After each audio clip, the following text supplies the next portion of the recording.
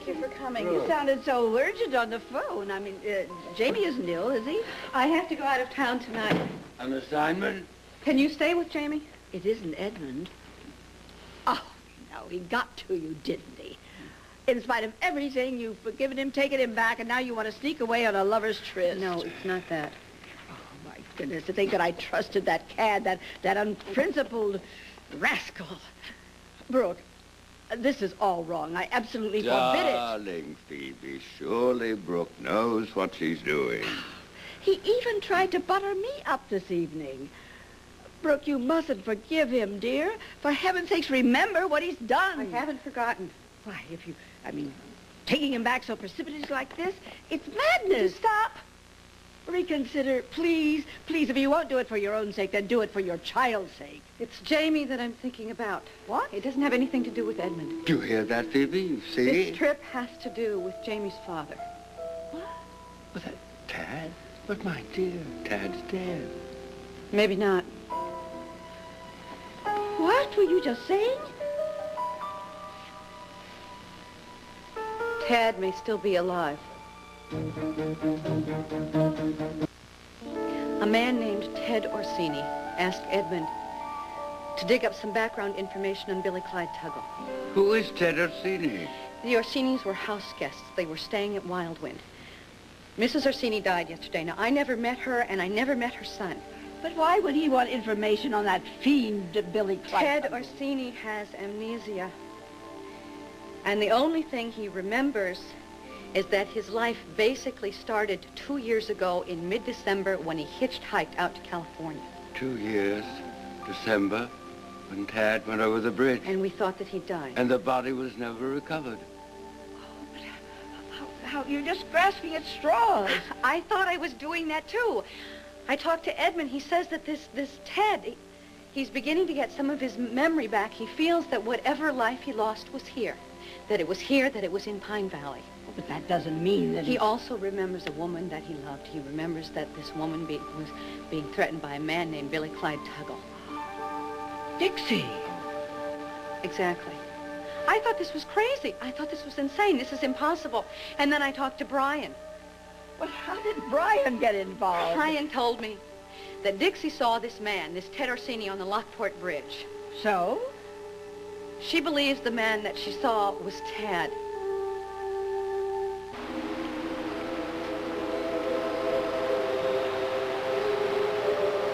All right.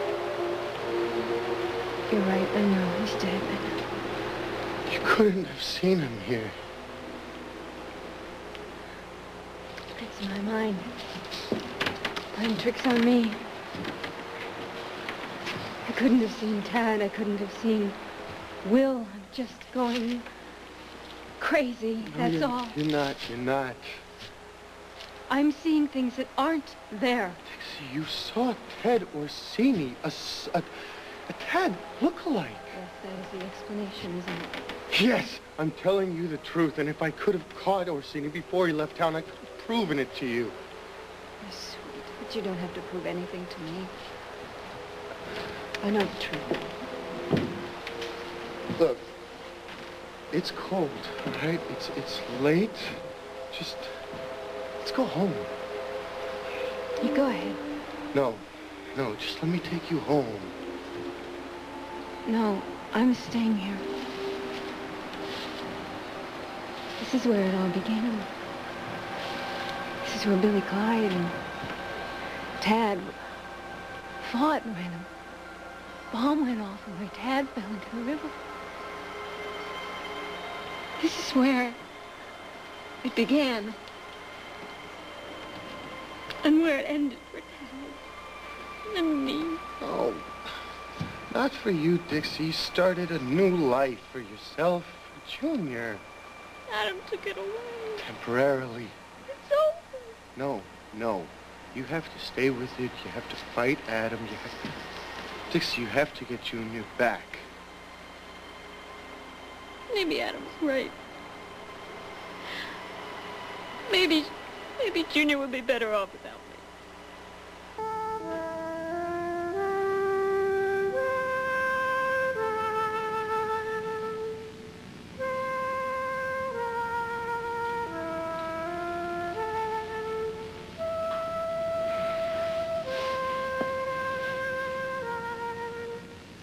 Well? Well, what? Carrie Elwood. Isn't she a dream? Isn't she absolutely everything I said she was? Oh, Mother, I have got to tell you, you were right. Carrie Elwood is definitely a great many things. Oh, I knew it. I knew you'd like her. I'll bet you could fall in love with her. Oh, absolutely. Sadly, though, she's already taken. What do you mean? Oh, yeah. I'm afraid that she's in love with somebody else. Carrie Elwood. Oh, what a waste darling. of a perfectly good She's evening. I just could wring your confident. confident. That woman is the most irritating, the most obnoxious, self-absorbed.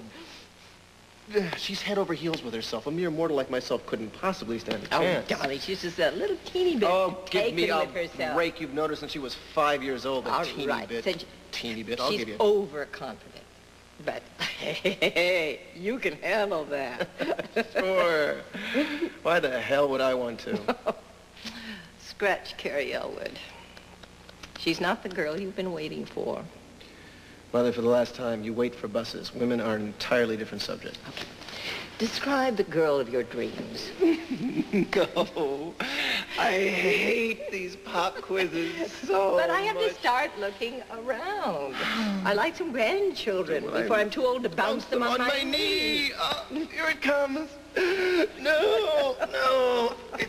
The life is so fleeting speech. Somebody strike up the orchestra. Life is fleeting. And we were cheated out of a lot of years together, and I don't think it's asking too much to have our remaining years rich and joyous and shared by a few grandchildren. You've got a point. Okay, so describe your ideal woman. Look in the mirror. Oh, what a good start. Isn't it, though? My Ideal Woman by Ted Orsini. My ideal woman would be sweet, very funny, very kind, very good to people that she knows, very respectful of people she doesn't. She'd be happy to see me come home every night. She'd care about how my day went. She would ask me what I had for lunch. And she wouldn't give me a hard time, even if it was hot Italian sausage with sauerkraut, onions, and peppers. That will kill you. Yeah, but what a way to go. Let's see. My ideal woman. My ideal woman would love my children. My ideal woman would love my mother. Most of all, she would love me for the rest of my life. You deserve to be happy, so I will find her for you. Someday soon, I will find her. I promise.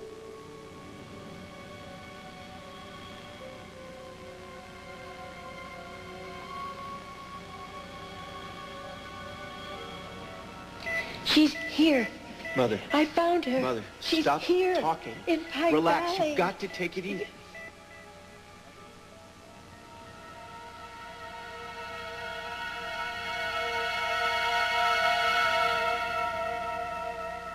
I don't want to hear you say that, okay? Not ever, because Junior could never be better off with Adam than with you. Adam is stable.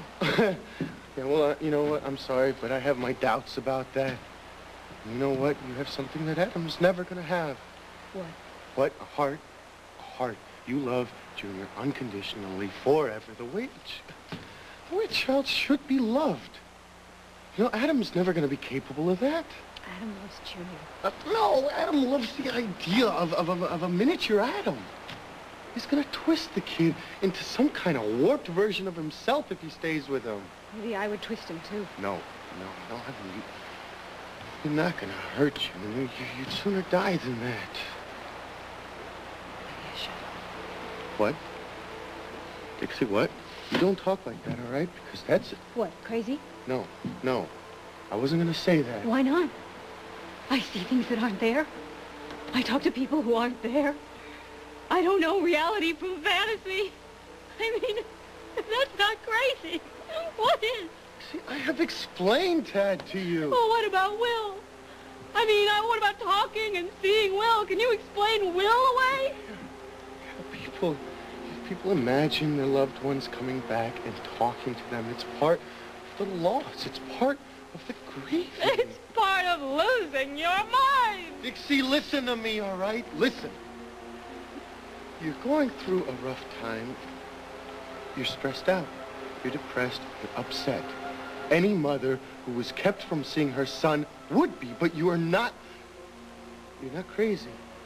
Okay? You're going to get Junior back. You're going to be fine, but you have to be positive. It's gonna be like it was before. Adam's gonna have Junior. And I'm gonna have a room in the mental hospital.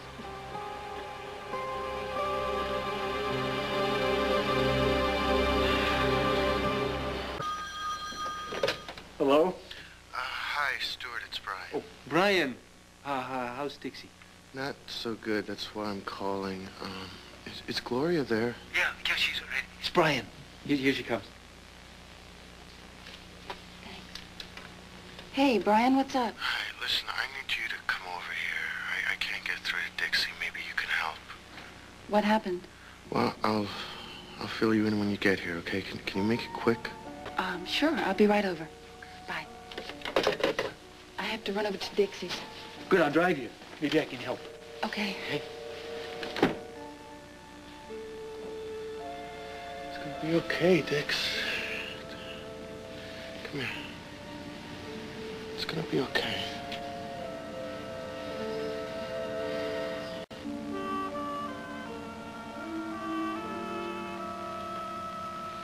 You need to eat.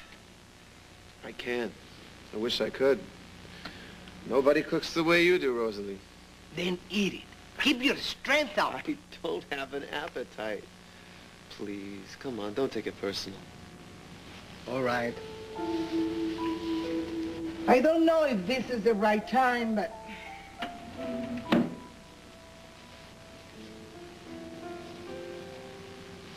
Mrs. Orsini asked me to... Well, she made me promise that I will give this to you if she ever... I mean, if she... Here. She wanted you to have it. Call me if you want anything.